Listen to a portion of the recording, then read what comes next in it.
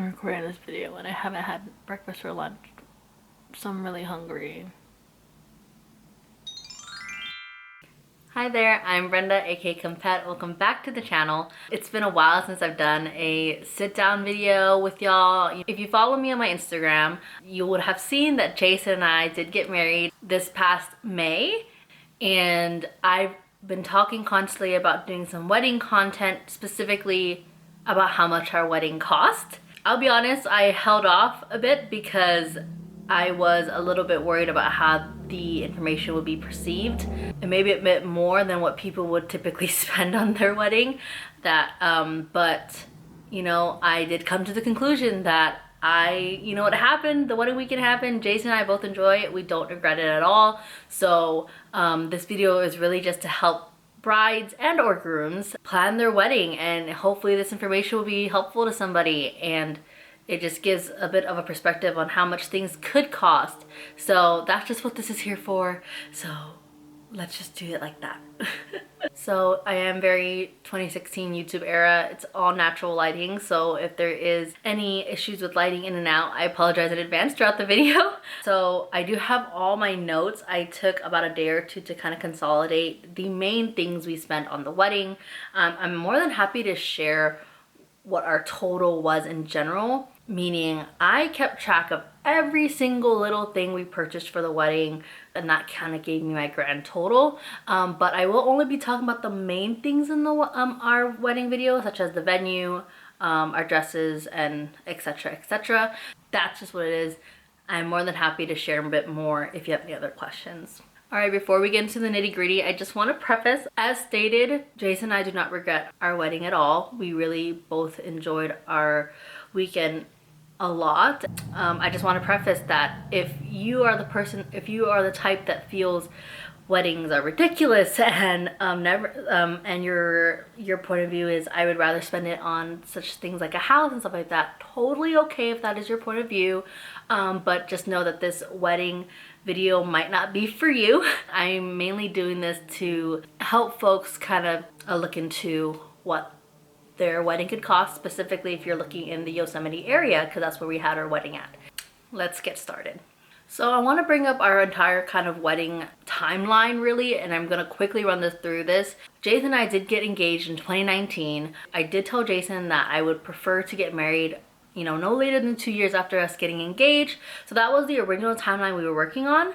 I'm sorry, if you see me look down a couple times, that's just looking at my notes. We were originally looking for a venue in Sacramento because that's where I'm from. We found one, and it was more kind of a community center like. We were originally gearing towards a place that could bring our own alcohol and our own food. So that was the original plan. We did find one venue that we really liked, but apparently I was looking too early. I was trying to book about 2 years in advance, and they only allow us to book a year and a half. So we originally was just going to be like, all right, we'll see you in 6 months and we'll book then. We went to Hawaii in September of that year, and we were just like, why don't we just have our ceremony here? We invited our guests to do a wedding ceremony in Hawaii, and I'll be honest, I probably invited way too much people for what would have been just a ceremony. So we warned folks that it was only going to be a ceremony. A reception may or may not happen, and that's what we warned folks in advance about. Now, I'll let y'all feel how you feel about that, but for me and Jason, we made it very, very clear that it may just be a ceremony. Because there were so many people coming, we still, again, we're not against the idea of a reception. We were just trying to see if we could find something that was in our budget. And we did end up finding a place called Ko'olau Ballrooms. So we actually booked with them, and I just wanted to note them that when I worked with my person, I unfortunately forgot his name, but he was really, really nice to work with. Jason and I both really liked him. Super sweet. They actually weren't super horrible in price, I feel like. We did a guesstimate of about 110 guests, and we kind of did a package with them where this came with food, this came with the dance floor, this came with the venue, came with the ceremony. You know, we kind of estimated how much we would have covered for alcohol because we weren't going to do an open bar. And that all came out to about roughly $11,000 as their like quote to us, and that we signed our contract on. Obviously things would have changed depending on what we added and what we took away. The venue itself was really nice. The person that we worked with was great. So I just wanted to plug it in that if you're looking for a wedding venue on Oahu, that to check out Ko'ola ballrooms because I felt they were pretty good. Unfortunately, because of COVID, we did end up canceling. We ended up tossing the destination wedding idea, worried about how that would have all worked out. So we ended up moving to a venue in California again, and I didn't have any specifics in mind, whether I wanted it near the beach or in the mountains. I just wanted a nice venue that didn't cost me an arm and a leg, or what I considered an arm and a leg.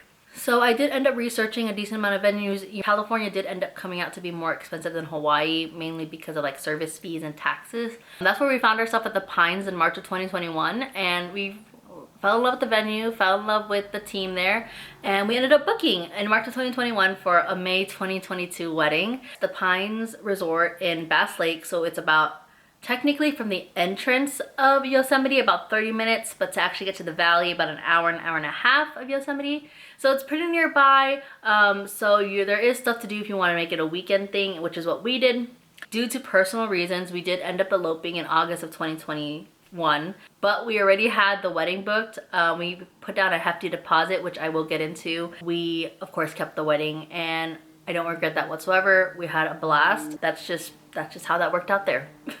All right, going into the actual finances, I'm gonna hit straight and go with the biggest chunk, of course, which is the venue, the Pines Resort in Bass Lake itself. So I do want to note that I work with Randy Miller and one of our other planners, Nick. They were both really, really nice. We really liked them a lot. Randy was our wedding coordinator, and I will talk about how that package comes into play. So we mainly worked with Randy, but Nick was also really nice as well. I just can't emphasize how much they were super helpful with us, and they were very, very patient, answered all our questions throughout the entire about year and a half that we were, working with her. This is all working off of prices from when I booked, which was supposed to be for the 2021 to the 2022 year.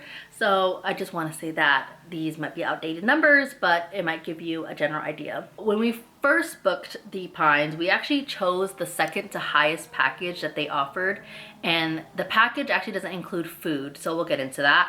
But we chose the second to highest package, and at least at the time, your deposit was what your package chose. If you chose a lower package and wanted to upgrade later, that was okay, and your deposit would have been the lower package. I think we kind of just knew what we wanted, so we chose the second highest package, and our deposit was $7,500. We did end up upgrading later on. The Pines does provide tables, napkins, chairs, tablecloths, and stuff like that. And I only say that because there is some venues that do not provide that, depending on what you choose. So this was not necessarily an all-inclusive resort. So our package did come with a 2-night stay in the honeymoon suite. We were there from Thursday to Sunday though, so we ended up paying an extra night. It does come with what they call a bridal suite, which is kind of where the brides and the bridesmaid get ready. So usually your options is, I think they have like a boathouse, and then they have a room in their main building, but those were actually both booked out the weekend of our wedding because I think there was like a convention or something happening. What worked out perfectly, so what she did was she just found a cabin that they had on site that cost roughly the same for a 2-night stay at that cabin, and that was our bridal suite. That worked out so much better for us because I ended up just asking my bridesmaids if they wanted to stay in that cabin. Not everyone stayed there, that was their choice, and they didn't have to pay for lodging. And in that bridal suite, they do provide you, they set up mirrors and tables for you to get ready, and it actually comes with what they say it's a mimosa bar, and I say mimosa bar. They probably set it up differently in the other 2 rooms, but for us, they really just brought us a bunch of orange juice and champagne and the glasses, which, I mean, honestly, the day worked out well enough to where I didn't care that it wasn't set up as a bar, but we just had fun with it, and we just made mimosas out of it. It does come with all the draping that they offer, which is draping on the tent ceilings, and I'll try my best to put pictures in there, and I don't know where, so if I point randomly, just please ignore that. They put draping along the tents. Originally, you only get like lighting. There's lighting on the tent canopy, and that actually honestly looks just as nice with that without the canopy, but it comes with that draping, and it comes with draping in the grand entrance, what they call the grand entrance draping, and then you actually have like this canopy draping for the ceremony area, because usually you actually don't have anything. It's usually an open field, which looks honestly just as nice. Again, that's what we originally weren't going to add in there, but throughout the year, Jason and I just thought we wanted to make it a little bit more comfortable for the guests, because it actually wasn't bad weather that weekend. Sitting in the direct sunlight would have been a little bit harsh. So we felt like that worked out perfectly, and I actually love the draping. Like, it's one of my favorite things that I did. The greenery that's on the draping, the person that does the canopy does that as well, I believe, and he actually did it for us complimentary when I asked to add it on. So I don't know how much it would have been extra for, but I did ask the local florist that did our flowers, and I believe she estimated about $200 to do that. It does come with a wedding coordinator, which is Randy. At least ours was Randy. You might not think much of having a coordinator, especially through the planning process. I'm not saying that Randy wasn't helpful in that aspect at all. She was definitely helpful in planning. A coordinator the day of was like something that I want to emphasize that you should at least have. My original plan at other venues that didn't provide a coordinator and they didn't care if you had one or not was to use a family friend. And with everything that goes on a wedding, and to also let them enjoy the wedding itself, I learned my lesson there, and having Randy there was super, super helpful, and her team. So if not throughout the wedding process, I suggest, if you can put it into your budget, a wedding coordinator at least for the day. And thankfully the Pines came with that, because there is some venues that require you to have one, so you have to hire one, or they don't require it. But you know, again, it was kind of hectic, at least for the size wedding that we had. And then the package also includes an additional 2 people to your wedding tasting. I'm not sure how other venues did it. I never got far enough to do the tasting, I'll be honest. They allowed us to bring 2 extra people. Also did come with a $500 credit for your rehearsal dinner on site, because they do have an on-site restaurant, and we chose to keep it on site to make it easier. Bass Lake is kind of isolated in a sense of the nearest town that has a lot of stuff is about 10 to 15 minutes away, and to bring that many people, because we had about 40-ish people at our rehearsal dinner, on site was just a lot easier. Food was good. We chose to do a very simplistic menu, so the rehearsal dinner credit actually covered majority of the bill. This does require only 6 hours of event time. We did ask for an additional hour, which I believe is usually $100 on top, or $300. I don't remember, mainly because we did get that comped for us. I think because we just did and ended up adding almost everything that they could offer. We started our wedding at 3. Could, I think, add more hours in the beginning, but you can't go past 10 o'clock because of the outdoor noise restrictions. So it does come with 6 hours, which usually 6 hours is the average. I've seen weddings only be 5, so it's up to you if you want to add a little bit extra time or not. So that's just kind of what came with our package. Of course, it comes with the ceremony, the chairs, and all that stuff. And that was the highest package that they offer, which a base cost of $10,000. This does not include food, and it does not include beverages, so we'll get into that. So yes, food and beverage was a separate charge. So again, it really just depends on what venue you're looking at. Like, for example, the venue in Hawaii, that package that we did was including food and all that stuff. But moving on to food. So food, everything else should hopefully go quickly after this. But food, we did their buffet choice. You do have more options than just a buffet. There you can also do a plated dinner, etc., things like that. We chose a buffet option because I just like that option better. We did 3 entrees, so our cost was a 2 entree buffet, with the 3rd entree being prime rib, which did cost a bit extra per person. That cost us about $70 per person for adults, and then it was roughly $30 for children under 12, and $30 for our vendors as well. And then you could just let them know if that you have babies or or like kids that just won't eat as much as a typical like 12-year-old child would, and they won't charge you for those actually. So that was nice. The Pines does have a minimum person charge of 100 people for Fridays and Saturdays, I believe, during their busy season. So we had about roughly 145 people invited, so that number was fine for us. Prime rib was, I believe, like an additional $9 per person. So yeah, it just depends on what package of food you chose with them. Appetizers was a separate charge, and that's just up to you which one you want to choose. Each appetizer costs different. We ended up doing 4 different appetizers. I don't remember exactly what they were. I know like one of them was ahi tacos. I think one of them was a chicken skewers. egg rolls or something. So we also didn't get to try the appetizers beforehand at our tasting. We only tried the main dishes. Sorry, I should mention that the buffet does come with, so we chose three entrees. I think we did a mahi mahi, a mushroom chicken, and the prime rib. And then it comes with steamed veggies, 2 salads, and 3 sides. All of them bomb.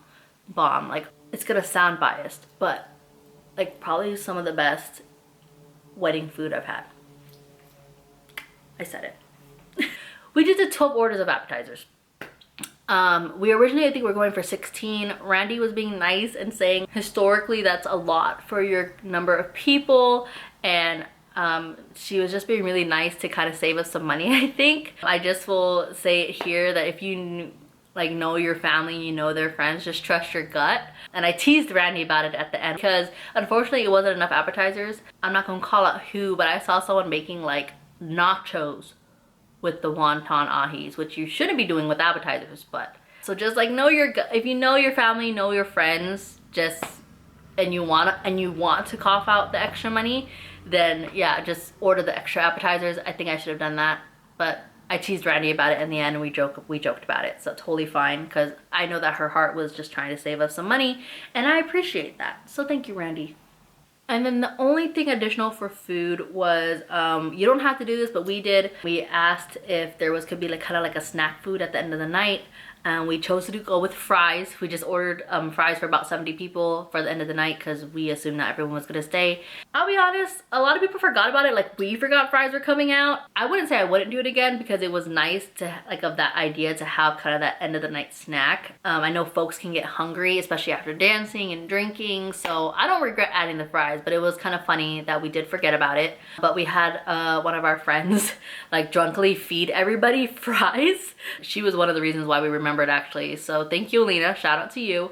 All right, I am gonna do like a grand total at the end, so if you're wondering where the cost is, don't worry about that. But moving on to drinks, so this is gonna be an unpopular opinion depending on who you are.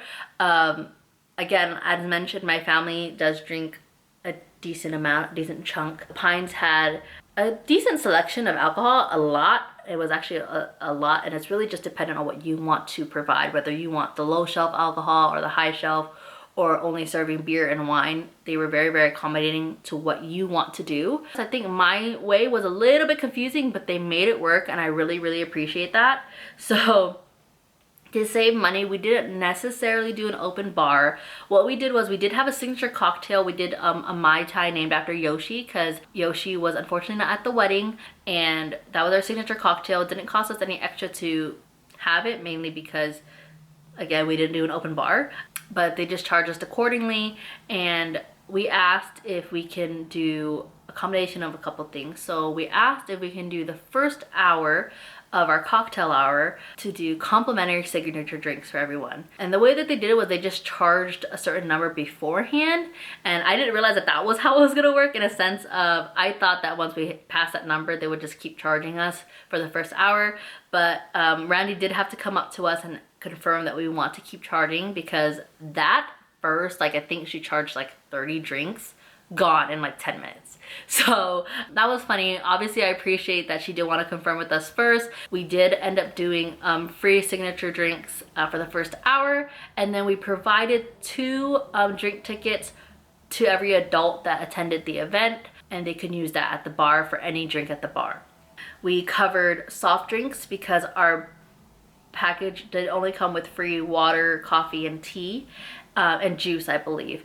And I think a lot of venues do that, so at least the ones that I researched, soda was never included. So we covered any soft drinks that if anyone wanted soft drinks, we did cover that. But the drink tickets and the signature cocktail situation, just kind of, we want to kind of do our best to provide, you know, drinks and a fun time to our guests. But we also, obviously, I know my family, they drink a lot. I was just worried about how much it could have cost us. So it kind of gave us a bit more control of how much that could cost and give us a better idea on how to budget. If your venue allows you to do drink tickets and you don't want to do an open bar, consider that. But I know some places also you can just offer beer and wine and that's it. But yeah, so we offered just the entire thing that that's an entire list of alcohol that they provided. And yeah, we just let them at it. And I'll be honest, even as a paid bar, the bar was hopping. I had family members getting cut off at the bar.